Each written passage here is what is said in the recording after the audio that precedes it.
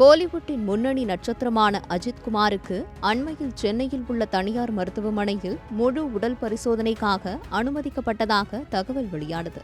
இதையடுத்து அஜித்துக்கு மூளையில் அறுவை சிகிச்சை ஒன்று நடைபெற்றதாக தகவல் பரவ, அஜித்தின் காதுக்கு கீழ் மூளைக்கு செல்லக்கூடிய நரம்பில் வீக்கம் ஏற்பட்டுள்ளதாகவும் அதற்கான அறுவை சிகிச்சை நடைபெற்றதாகவும் அஜித்தின் மேலாளர் சுரேஷ் சந்திரா தெரிவித்துள்ளார். சிகிச்சை முடிந்து அஜித் வீடு திரும்பியுள்ள நிலையில் மூளை நரம்பு வீக்கம் யாருக்கெல்லாம் வரும், எதனால் வருகிறது, அதனால் ஏற்படும் பாதிப்புகள் என்னென்ன, அப்படி வந்தால் என்ன சிகிச்சை எடுத்துக்கொள்ள வேண்டும் உள்ளிட்ட கேள்விகளை மையமாக வைத்து சத்தியம் டிஜிட்டல் குழு மருத்துவர் வி. புகழேந்தியிடம் மேற்கொண்ட போது பல்வேறு அதிர்ச்சி தகவல்களை சுட்டிக்காட்டினார். டாக்டர், இப்போ அஜித் குமார் அவருக்கு மூளையில ஒரு அறுவை சிகிச்சை செய்யப்பட்டு டிஸ்சார்ஜ் ஆயிருக்காரு இல்ல டாக்டர்? ஆமாங்க. அந்த மூளைக்கு போற நரம்பு வீக்கம்னா என்ன, அது யாருக்கெல்லாம் வரும், அதை பத்தி சொல்ல முடியுமா டாக்டர்? அதாங்க, இது என்ன பெரிய பிரச்சனைக்குன்னா, இப்ப என்ன அவங்க பண்ணிருக்காங்கிறதே கிளியரா தெரியல. முதலமைச்சர் எடப்பாடி அவர்கள் அவர் குணமடையணும்னு பேசியிருக்காங்க. பொதுவா இந்த மாதிரி ஒரு அறுவை சிகிச்சைங்கிற ஸ்ட்ரோக் இருக்கு பாத்தீங்களா? ஆமா. ஸ்ட்ரோக் ஸ்ட்ரோக்கோடைய இப்ப அறுவை சிகிச்சையில என்ன பண்றாங்கன்னா த்ராம்பெக்டமி அப்படின்னு சொல்லுவாங்க. அதாவது ரத்த குழாயில அடைப்பு ஏற்பட்டு இருக்குன்னு வச்சுக்கோங்க. அந்த அடைப்பை நீங்க இப்ப மருந்து மாத்திரைல சரி, அதாவது டிபிஏ அப்படின்னு சொல்லுவாங்க, அவங்க டிஷ்யூ பிளாஸ்மினோஜன் ஆக்டிவேட்டர் அப்படிம்பாங்க. அதை கொடுத்து அதை லேசா கிடைக்கிறதுக்கு அவங்க முயற்சி பண்ணுவாங்க. ஆனா பொதுவாக அந்த மாதிரி முயற்சி எல்லாம் அதாவது என்ன ஒரு பிரச்சனை இருக்குன்னா, முழுமையான பலன் கிடைக்குமா அப்படின்னா அப்படி சொல்ல முடியாது. அப்ப இப்ப என்ன பண்றாங்கன்னா, த்ராம்பெக்டமி அப்படிங்கிறது என்ன அப்படின்னா, அது எந்த இடத்துல ரத்த குழாயில அடைப்பு ஏற்பட்டிருக்கோ அந்த அடைப்பையே நீக்கிறது மாதிரி டோட்டலா சர்ஜிக்கலா அதை ரிமூவ் பண்றது த்ராம்பெக்டமி. அந்த த்ராம்பஸ் அந்த இதையே எடுத்துடுறது, வெட்டி எடுத்துடுறது இருக்கு பார்த்தீங்களா? அதன் மூலமா ரத்த ஓட்டத்தை சீராக்குறது அப்படிங்கிறது த்ராம்பெக்டமி அப்படிங்கிறது பண்ணுவாங்க அவங்க. இவருக்கு என்ன நடந்தது அப்படின்னு நம்மளுக்கு தெரியல. அதாவது எனக்கு தெரிஞ்சு பத்திரிகையில அவருக்கு உடம்பு சரியில்லை, அவர் சிறு அறுவை சிகிச்சை செஞ்சாங்க அப்படிலாம் வந்திருக்கு. ஆனா எந்த இது பண்ணிருக்காங்க அப்படிங்கிறது கிளியரா தெரியல. என்னன்னா, இந்த மாதிரி ஸ்ட்ரோக் வர்றதுக்கு இப்ப புதுசா ட்ரீட்மெண்ட்ல த்ராம்பெக்டமின்னு இருக்கு. அதாவது த்ராம்பஸ் அப்படிங்கறத ரிமூவ் பண்றது அதை இந்த கோல்டன் அவர்ஸ்பாங்க. அதாவது கோல்டன் அதான் 4.5 4.5 மணி நேரத்துக்குள்ள, அதான் அந்த கோல்டன் அவர் அப்படிம்பாங்க அவங்க. கோல்டன் அவர்னா எந்த மணி நேரத்துக்குள்ள நீங்க ஒரு அறுவை சிகிச்சை செஞ்சு அந்த ரத்த ஓட்டத்தை சீர்படுத்த முடியுது, இல்ல எந்த மணிக்குள்ள நீங்க சரியான சிகிச்சையை நீங்க கொடுக்க முடியுது. அதாவது அந்த பாதிப்பு ஏற்பட்ட நேரத்திற்கும் சிகிச்சை அளிக்க இடைவெளி பார்த்தீங்கன்னா, அது எவ்வளவு தூரம் குறையுதோ அவ்வளவு தூரம் நல்லது. அதிகபட்சமா அவங்க என்ன சொல்றாங்க, அது 4.5 மணி நேரம் சொல்றாங்க அவங்க. அதுக்குள்ள நம்ம பண்றது சிறப்பான ஒரு பலனை கொடுக்கும்னு சொல்றாங்க. அப்ப அந்த மாதிரி நடந்திருக்குமோ அப்படிங்கறத சந்தேகப்பட வேண்டியிருக்கு. இப்போ அந்த த்ராம்பெக்டமி சொன்னீங்களா டாக்டர், அது மேஜரா மைனர் சர்ஜரியா டாக்டர்? இல்லைங்க, அது என்னன்னா, இந்த த்ராம்பெக்டமி அப்படிங்கிறது என்ன அப்படின்னா, மேஜரா மைனரா அப்படிங்கிறது பாத்தீங்கன்னா எந்த பகுதியில இருக்கு அப்படிங்கறத பொறுத்துதான் இருக்கு.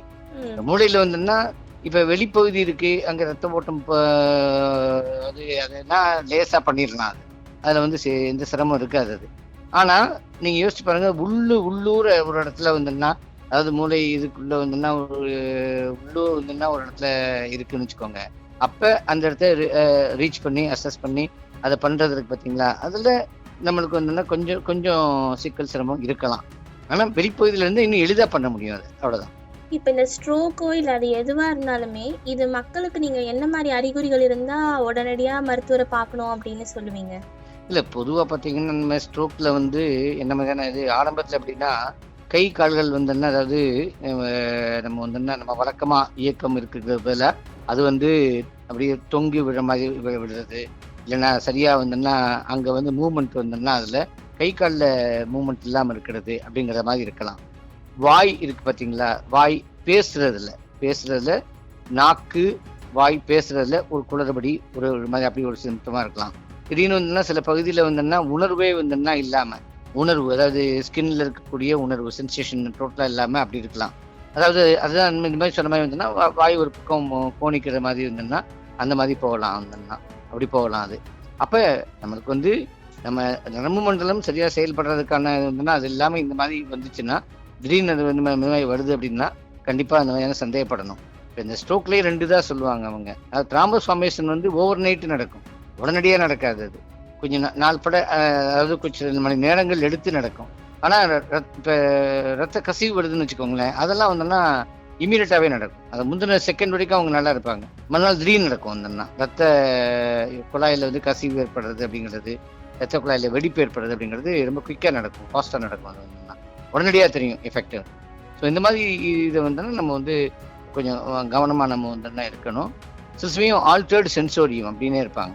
அதாவது அவங்க வந்து அவங்களுக்கு வந்து நல்லா பேசிட்டு இருப்பாங்க, ஆனால் சுற்றி என்ன நடக்குதுங்கிறத பற்றி ஒரு சரியான வந்து ஒரு விழிப்புணர்வு இருக்காது.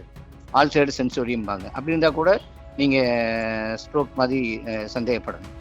எதனால இந்த மாதிரி ஸ்ட்ரோக் வரும் டாக்டர்? இல்லை, காமனாக பார்த்தீங்கன்னா அதாங்க, இது வந்து நீங்கள் குறிப்பாக வந்துன்னா ரத்த கொதிப்பு, சர்க்கரை சத்து, இல்லைன்னா வந்துன்னா கொலஸ்ட்ரால் வந்து கூட இருக்கிறது, ஸ்மோக்கிங் இந்த மாதிரி இருக்கிறது, வந்து ஆல்கஹாலிசம் ரிலேட்டடாக வர்றது, இந்த மாதிரி அதான் கொலஸ்ட்ரால் கூட இருக்கிறது, இந்த கொழுப்பு அதிகமாக இருக்கிறது, வயது, இது எல்லாமே அப்படி வந்ததுன்னா கண்டிப்பாக ரத்த குழாய்கள் வந்துன்னா அதில் பாதிப்பு ஏற்பட்டு ரத்த ஓட்டம் வந்து சரியாக இருக்காது அது. ஸோ இந்த மாதிரியான இப்போ ஸ்ட்ரோக் வந்தாலே அவங்க இதெல்லாம் தான் உடனடியாக அவங்க பார்ப்பாங்க. அவங்க ரத்த கொதிப்பு இருக்கா, சர்க்கரை சத்து இருக்கா, அவங்களுக்கு வந்து கொலஸ்ட்ரால் கூட இருக்கா, ஹேபிட்ஸ் அப்படிங்கிற லெவலில் வந்து ஸ்மோக்கிங், ஆல்கஹாலிசம் இந்த மாதிரி ஏதாச்சும் இருக்கா, பரம்பரையாகவே கூட இப்போ கொலஸ்ட்ரால் டிஸ்லிபிடிமியா அப்படிலாம் சொல்லுவாங்க, அப்படி ஏதாச்சும் இருக்கா அப்படிலாம் பார்ப்பாங்க. சில சமயம் வந்துன்னா ரத்த குழாய்கள் இருக்குது பார்த்தீங்களா, பிறவியிலேயே ஏவி மால்ஃபர்மேஷன்ஸ், அனியூரிசம்ஸ் அப்படின்னு சொல்லுவாங்க. ரத்த குழாயிலேயே வந்துன்னா சில இது இருக்கிறது, அதாவது ஒரு பாதிப்பு இருக்கிறது. அது இப்போ அப்படி இருந்தால் ரத்த குழாய்கள் வந்துன்னா போதுமான ஸ்ட்ரென்த்தோடு இருக்காது. அது அப்போ திடீர்னு வந்துன்னா அதில் ரத்த கசிவு மாதிரி ஏற்பட முடியும். ஸோ ஸ்ட்ரோக்னு அப்படின்னு பார்த்தீங்கன்னா சில வகை வியாதிகள் இருக்குது, அது மாதிரி அதையும் நம்ம வந்து மனசை வச்சுக்கணும். அது மூளையில் வந்துன்னா சிஸ்மி கட்டி மாதிரி ஏதாச்சும் வருது, இது வந்துன்னா அதுவுமே வந்துன்னா நேர்மறை பாதிப்பு தான் ஏற்படுத்த முடியும். அது அப்போ இந்த மாதிரி பொதுவாக இதையெல்லாம் தான் நம்ம மனசில் வச்சுக்கணும். இதெல்லாம் தான் இருக்காங்கிறது தான் உடனடியாக நம்ம வந்து பார்க்கணும். அதாவது நான் இன்னொரு செய்தியும் நான் பார்த்தேன், இது என்ன பத்திரிகையில் செய்தி இந்த மாதிரி இருக்குது. அதாவது என்ன சொல்கிறாங்கன்னா, காதிலிருந்து அவர் மூளைக்கு போகக்கூடிய பகுதியில் சில நரம்பு இருக்கும். அப்போ அந்த நரம்புல வந்து நியூரோஃபைப்ரமா அப்படின்னு சொல்லுவாங்க அவங்க. அதாவது அப்படியும் இருக்கலாம் அப்படிங்கிறது வந்துன்னா அப்படியே சொல்லப்படுது. ஏன்னா அஜித்குமார் அவருடைய அந்த நேர்முக உதவியாளர் வந்து என்ன சொல்லியிருக்காருன்னா, இப்படி ஒரு இதை பண்ணியிருக்கிறதா சொல்றாங்க. அதாவது அப்படியே செய்தி இருக்கு. அதாவது நான் ஏற்கனவே சொன்ன மாதிரி சில சமயம் என்ன ஒண்ணு இருக்குன்னா, அதாவது மூளையில வந்து அது வந்து பினைன் டியூமர்னு சொல்லுவாங்க. அதாவது புற்றுநோய் கிடையாது, ஆனா அந்த சாதாரண கட்டி தான் அது. அதாவது புற்றுநோய் இல்லாத ஒரு கட்டி அப்படி இருக்கும். ஆனா அதாவது மூளையில இருக்கிறதுனாலயே அது முக்கியத்துவம் வாய்ந்தது இல்லை.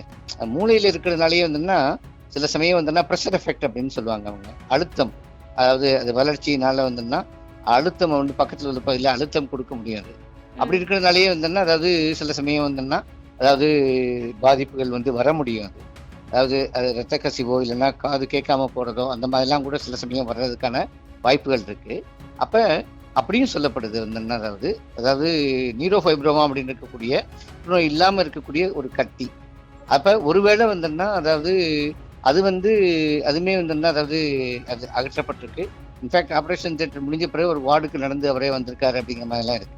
இது வந்து என்னன்னா அந்த கட்டிங்கிறது வந்து அது புற்றுநோய் கட்டி இல்லாமல் இருந்தாலுமே கூட மூளையில கட்டி இருக்கிறதுனாலையும் அது ரொம்ப ஸ்லோவாக தான் வளரும். அப்படி வளரும்போது அப்போ வந்து பக்கத்தில் இருக்கக்கூடிய பகுதிகளுக்கு வந்து ப்ரெஷர் அழுத்தம் கொடுத்து அதன் மூலமா சிறு பாதிப்புகள் வந்து நிச்சயம் வர முடியாது.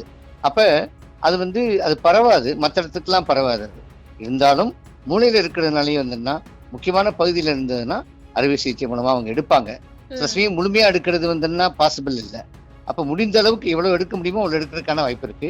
ஸோ அதையும் அதுமே கூட நடந்திருக்க முடியும் அப்படிங்கிற ஒரு இதையும் நான் இங்க சொல்ல நினைக்கிறேன். அந்த குறிப்பிட்ட பகுதியில அந்த கட்டி இருக்கிறதுனால ஏற்படுற ஆமா அதுதான் முக்கியத்துவம் வாய்ந்தது தான். அதாவது அந்த மாதிரி இருந்ததுன்னா அதாவது நியூரோஃபைப்ரோமான்னு அது கூட இருந்திருக்கலாம். அது ஆனா அது தெளிவா இல்லை. அதாவது என்ன இந்த மாதிரியும் சொல்லப்படுது. அது கட்டி இல்லை. ஆமா அப்படி தான் வந்து பத்திரிகை செய்திருக்கு. அதனால ஒருவேளை வந்தோம்னா அதாவது அது த்ராம்பக்டமிக்கு பதிலாக வந்தோம்னா புற்றுநோய் இல்லாத சாதாரண ஒரு கட்டி, அது நரம்பின் உரையிலிருந்து வரக்கூடிய ஒரு கட்டி, நியூரோஃபைப்ரோமான்னு சொல்லுவாங்க அதை. ஸோ அதில் இருக்கக்கூடிய ஒரு வளர்ச்சி, அதன் காரணமாக ஒரு பக்கத்து பகுதிக்கு அழுத்தம், அதனால ஒரு பாதிப்பு வரலாம் அப்படிங்கிற ஒரு வாய்ப்பு இருந்திருக்கலாம். அதனால வந்து அப்படியுமே வந்தோம்னா அப்போ அதை வந்து முடிஞ்ச அளவுக்கு எவ்வளோ எடுக்க முடியுமோ அவ்வளோ எடுப்பாங்க. அதுவுமே இருந்திருக்கான வாய்ப்பு இருக்கு. ஓகே டாக்டர், உங்க டைம் ஸ்பெண்ட் பண்ணி நிறைய தகவல்கள் சொன்னதுக்கு ரொம்ப நன்றி டாக்டர். நன்றிங்க. ஆரோக்கியம் சார்ந்த பல தகவல்களை மருத்துவர்களிடமிருந்து நேரடியாக தெரிந்து கொள்ள இணைந்திருங்கள் சத்தியம் டிஜிட்டலோடு.